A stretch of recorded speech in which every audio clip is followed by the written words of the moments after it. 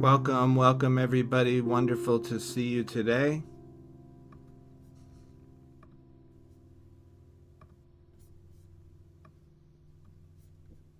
Okay. Shavua Tov and Chodesh Tov. Hey Ruth, good to see you.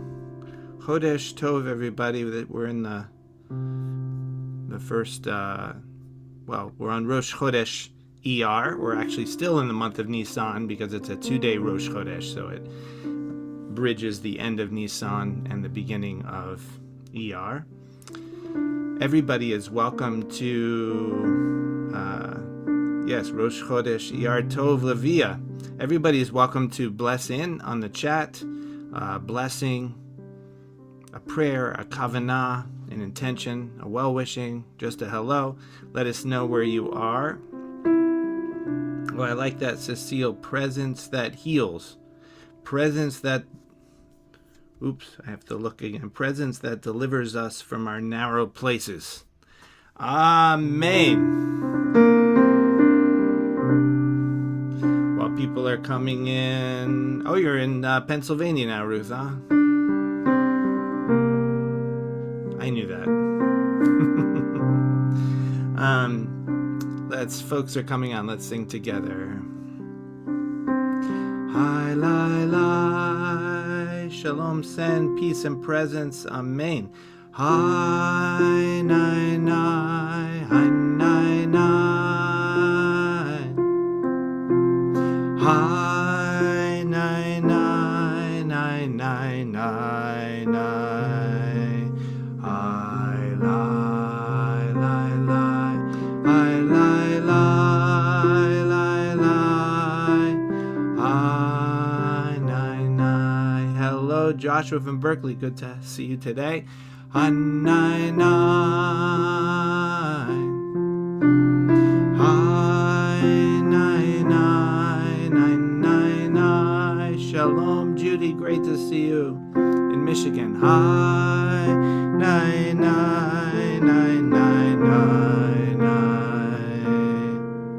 Hi, lai, lai. Hi, nai, nai, nai, nai.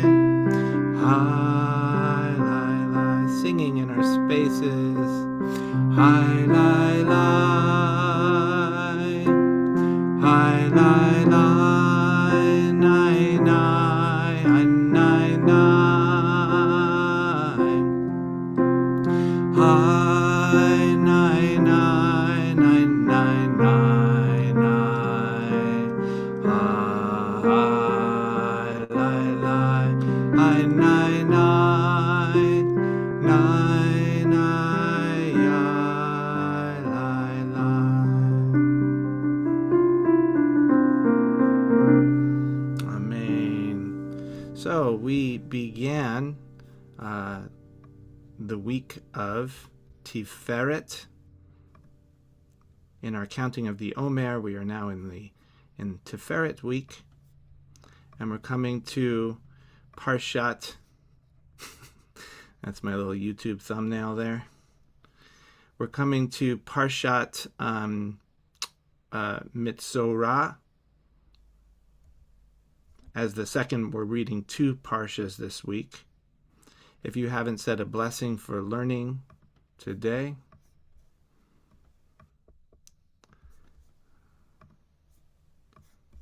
Tazria Metzorah, that's it. The first parsha is Tazria, and the second one Metzorah, but we'll look at the second one today. And you're welcome to say the blessing with me, or just an Amen at the end. Baruch atah Adonai Eloheinu melech haolam, asher kiddushanu b'mitzvotav v'tivanu la'asok b'divrei Torah. Oops, you can't say Amen, home. Okay, now you can say Amen. Amen. All right. Okay, so the name of the parsha is Metzorah. So what is that? The word Metzorah refers to a person afflicted by tzara'at. Well, okay, but what's tzara'at? It is a scaly affliction of the skin, which places them in a state of being ritually unfit to make offerings. This is not something that there's any kind of tradition around existing anymore. This is something that existed in the narrative of the Torah, but it's not something we deal with today, just to be clear about that.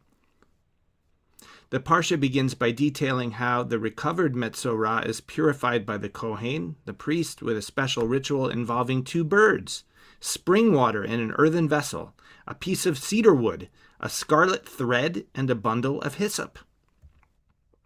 A home can also be afflicted by tzara'at with the appearance of dark red or green patches on its walls. In a process lasting as long as 19 days, a Kohen determines if the house can be purified or whether it must be demolished.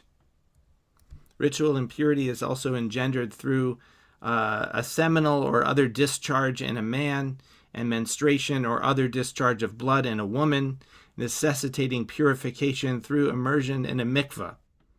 This is one of those wonderful parshas. If you didn't know anything about Judaism and you walked into a synagogue this week and saw everybody reading all about this for 45 minutes or something, you would be very curious what kind of religion this was.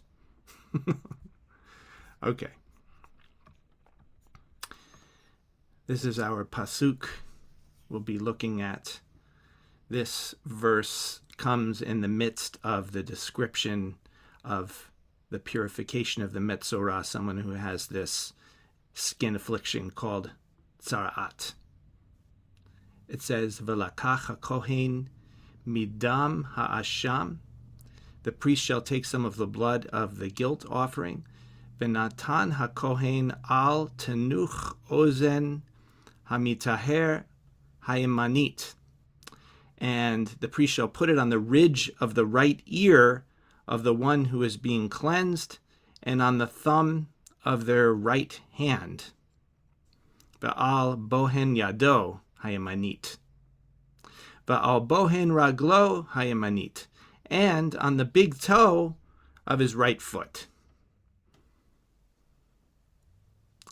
There is a story that Reb Zusha was once with his master, Reb Dov Ber, the Maggid of Mezrich, when a man came into the room and started aggressively nagging the Maggid for a blessing on his business.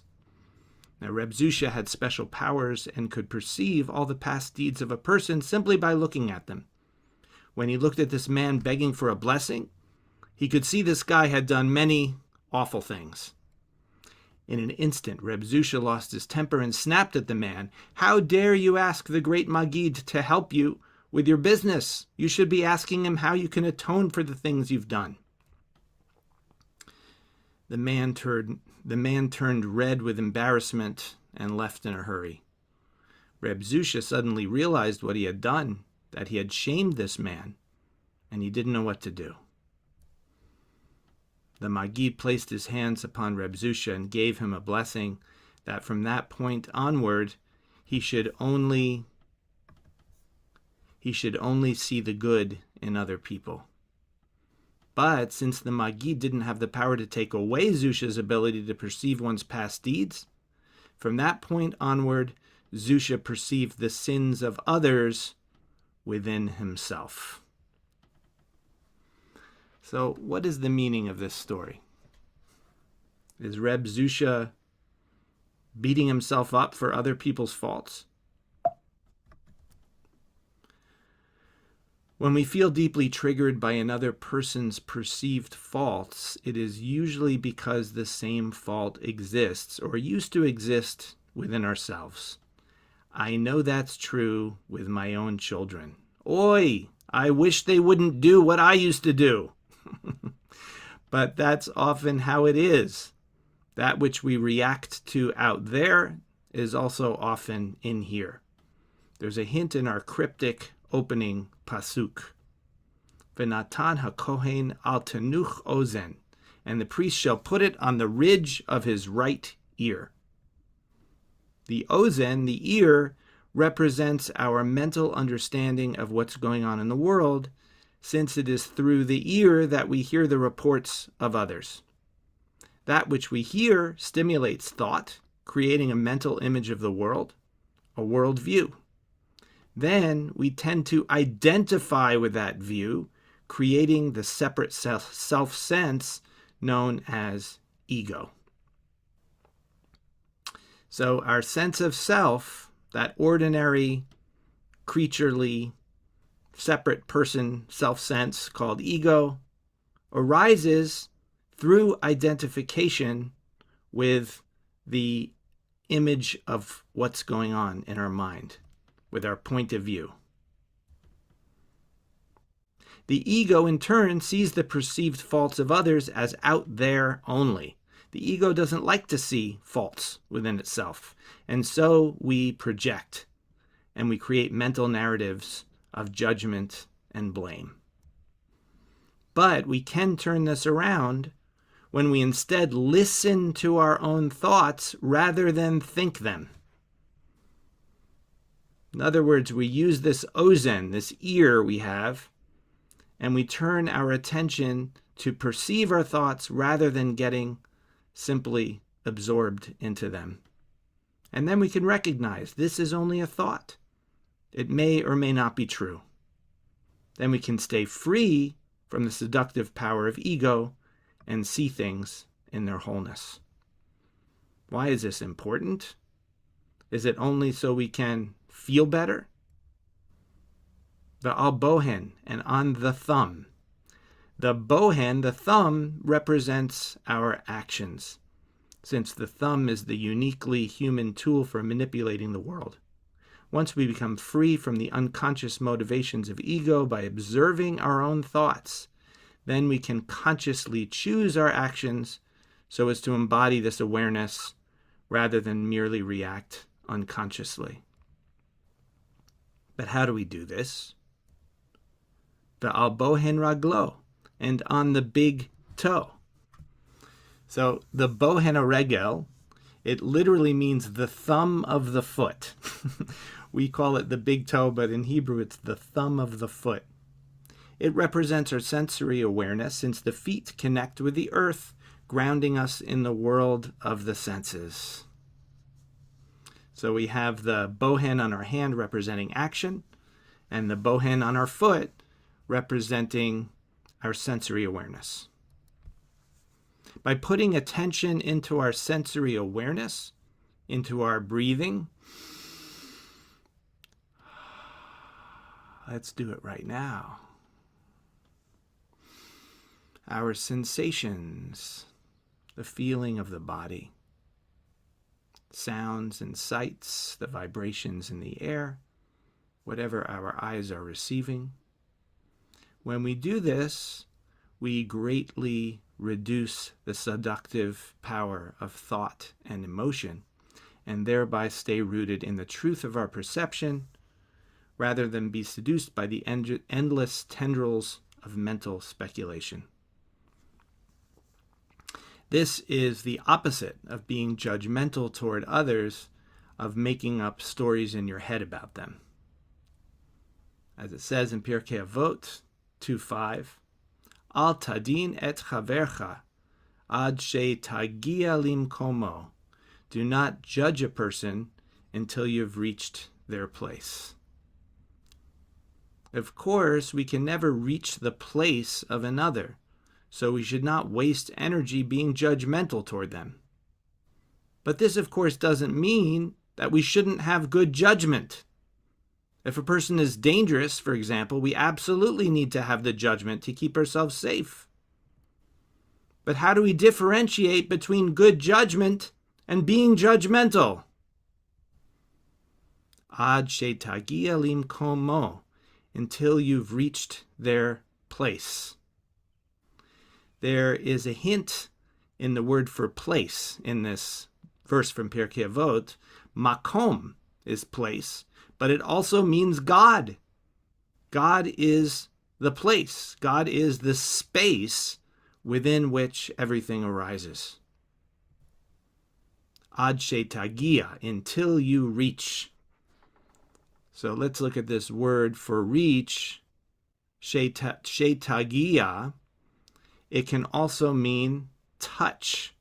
So we might retranslate this verse from Pirkei Avot Do not judge a person until you touch the divine spaciousness, until you touch that place, that deepest place within yourself, that is your own inner divinity. In other words, get out of the ego before you make the judgment.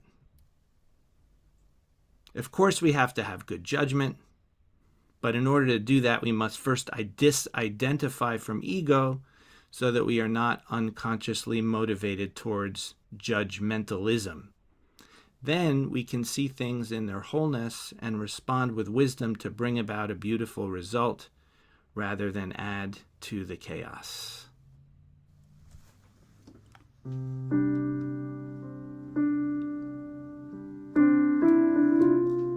Seeing things not from ego, but from the perspective of free, spacious awareness, so that we can respond with wisdom and bring forth more harmony, peace, and beauty, is represented by the Sefirah on the Tree of Life called Tiferet. We can visualize the Tiferet in our heart center, so bringing awareness to the heart. If you like, you can use the colors to visualize radiant sun yellow shining from the heart, and violet, yellow and violet.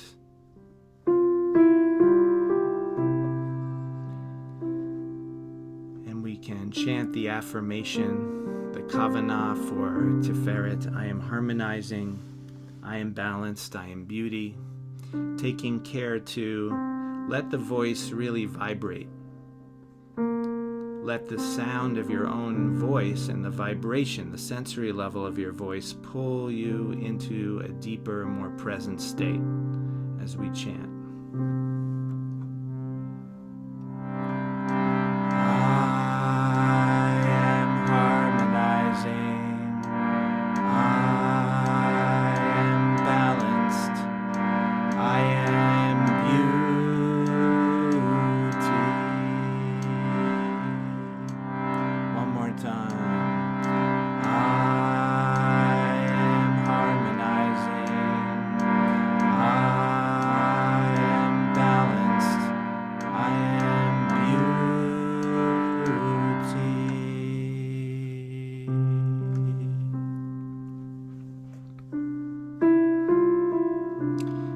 Chant, Nikaveh lecha, our hope is in you. Lirot mehera betiferet uzecha, for the inner strength to behold your beauty and harmony in this moment.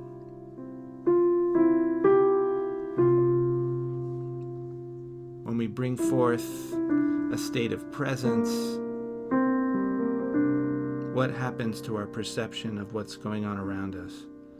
What happens to our perception of others when we relax from the sheath of ego and be the open, spacious presence within which everything we perceive in this moment lives? Singing together. Nikaveh, Nikaveh lecha lirot mehera betiferet uzecha. Nikaveh lirot mehera, Nikaveh, Nikaveh lecha lirot mehera betiferet uzecha. Nikaveh lirot mehera, Nikaveh,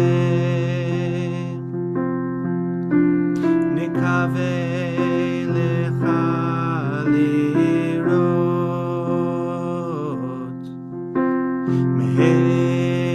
Meherah b'Tiferet,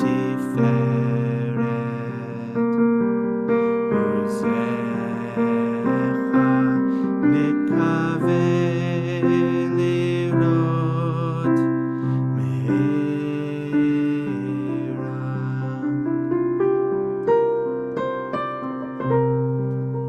And preparing for meditation, checking your body, being comfortable, being alert.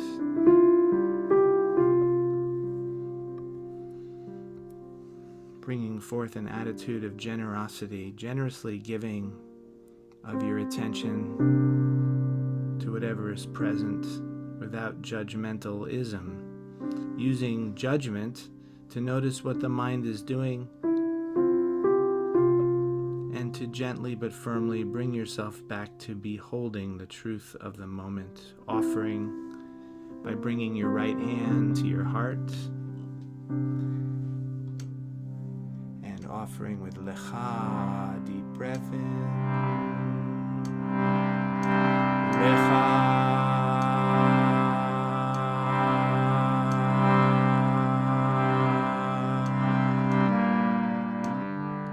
and bringing left hand to your belly, feeling awareness down into your belly, filling your belly with consciousness.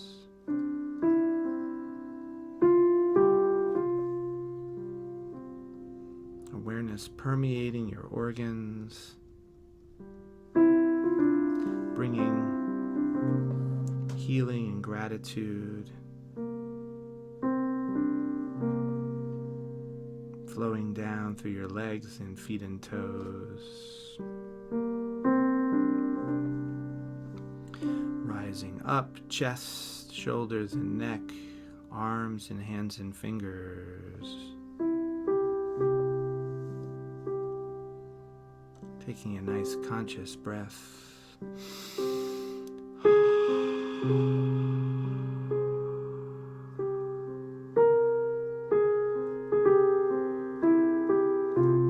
Awareness rising up, face, facial muscles, brain and nervous system, bringing a little smile to your lips, being the loving, benevolent, indwelling presence. And affirming this rootedness in the body with na'aseh, deep breath in.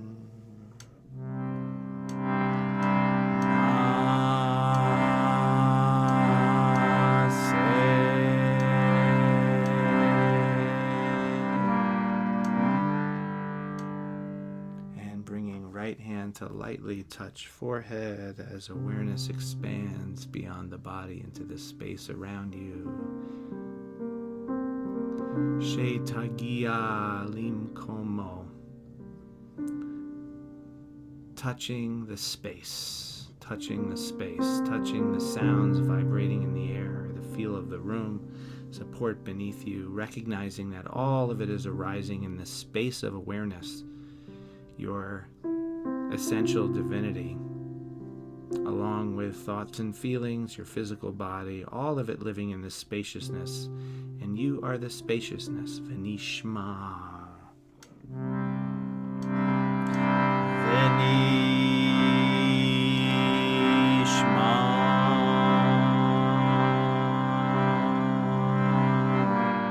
Kissing your fingers, relaxing your hands. Ribono Shel Olam, help us to meditate deeply, profoundly. We've prepared ourselves with words, visualizations, movements. Now let's let go of all that and just dive in.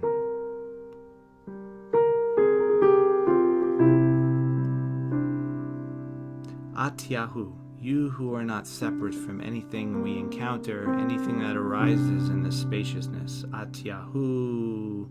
You who are not separate from the space. You who are Hamakom, the space of all being. You are the divine, resting in you. Atyahu. Atyahu.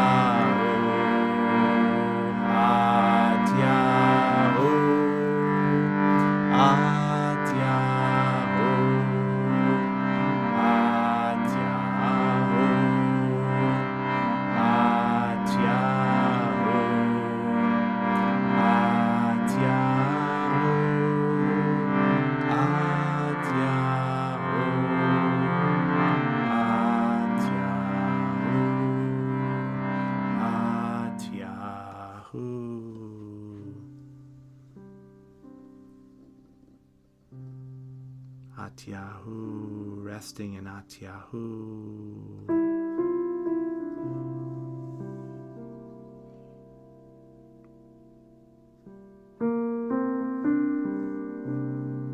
As we come into silent meditation.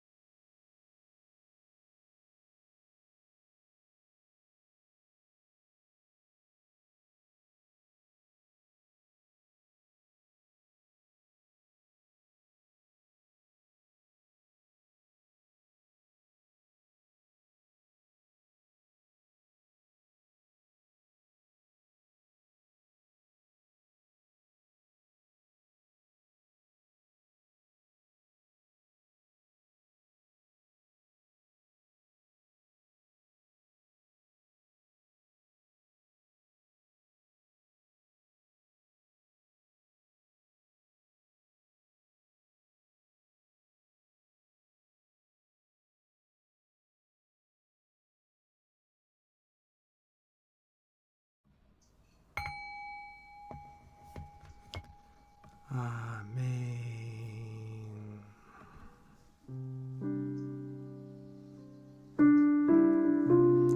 Coming back together, giving your body a little movement, a little stretch.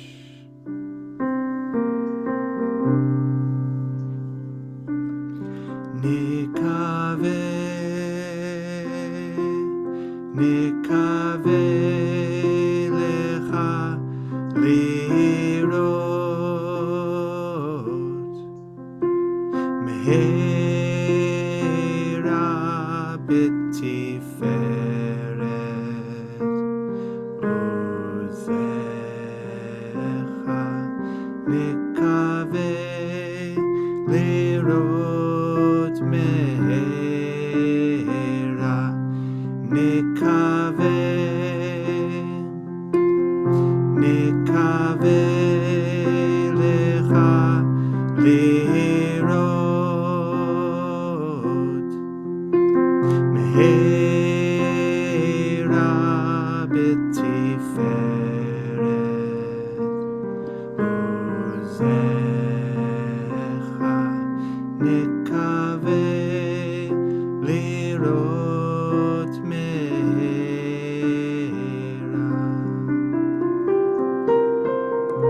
And closing the meditation, bringing your right hand to your heart, establishing yourself once again in the offering of attention. Lecha.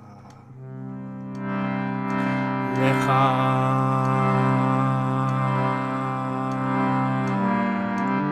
And bringing left hand to your belly, awareness filling the temple of the body, indwelling presence. Naaseh.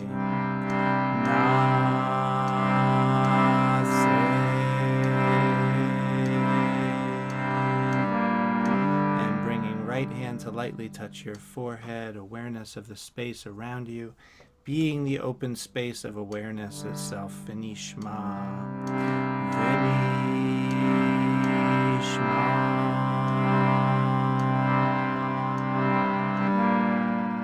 Kissing your fingers, relaxing your hands.